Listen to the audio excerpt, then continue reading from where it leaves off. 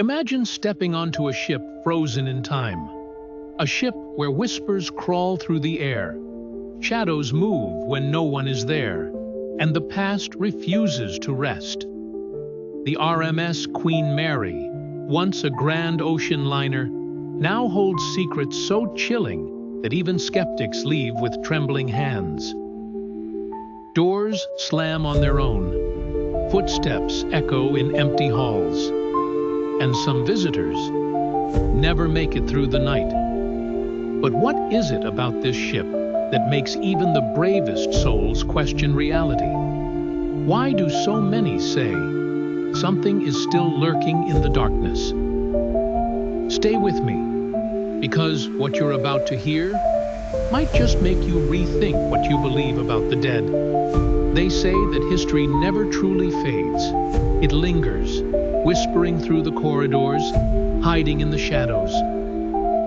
And nowhere is this truer than aboard the RMS Queen Mary, a ship with a past so dark, so unsettling, that even in its silence, it screams.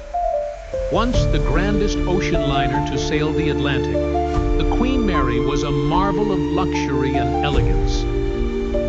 But beneath the golden chandeliers and lavish ballrooms, there was another side, a side drenched in tragedy, war, and death, a side that refuses to be forgotten.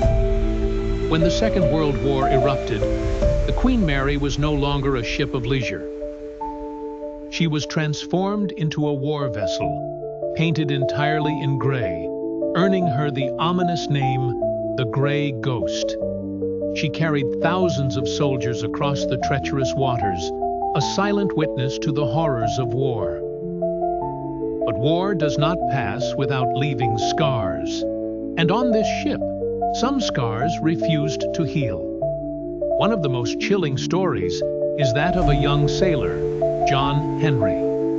His duty was in the engine room, a labyrinth of steaming pipes and deafening machinery. One night, as the ship sailed under complete blackout conditions, an emergency drill was ordered. The watertight doors were sealed, one by one.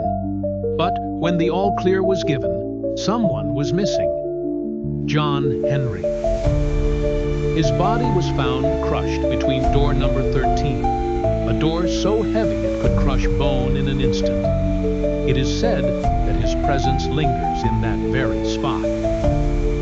Visitors have reported sudden chills, the sound of heavy footsteps, and, most disturbingly, the faint vision of a young man in a grease-stained jumpsuit, staring back at them from the shadows.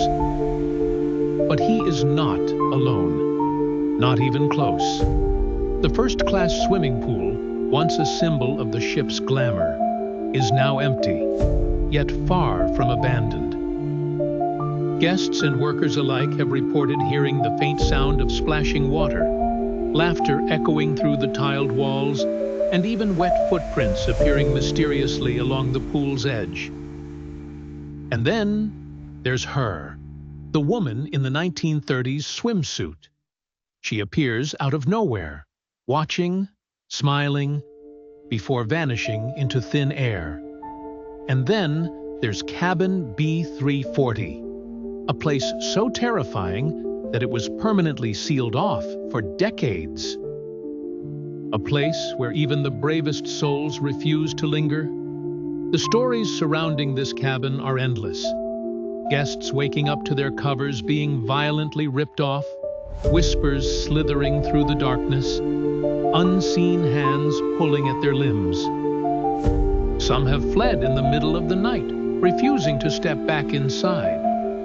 Some never speak of what they saw, but perhaps the most unsettling presence on the Queen Mary is not bound to one location. It roams. It watches. Some have described a little girl clutching a tattered teddy bear, her innocent giggle echoing through the halls before she disappears around a corner. Others speak of the shadowy figure of a man in a dark suit, standing at the far end of a hallway, unmoving, waiting, watching, and when approached, he is simply gone. And then there are those who hear the voices, soft, unintelligible murmurs, weaving through the air, calling out names, sometimes familiar, sometimes not. There have been recordings, electronic voice phenomena capturing whispers when no one else was there. And the most chilling part?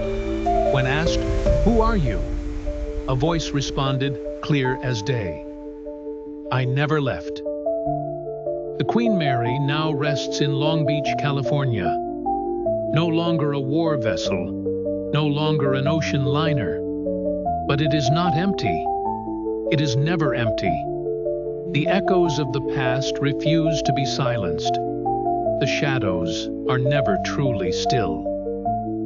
So, if you ever find yourself walking its decks, stepping through its dimly lit hallways, and you feel something, a presence, a whisper, a cold breath against your skin, know this: you are not alone. You were never alone.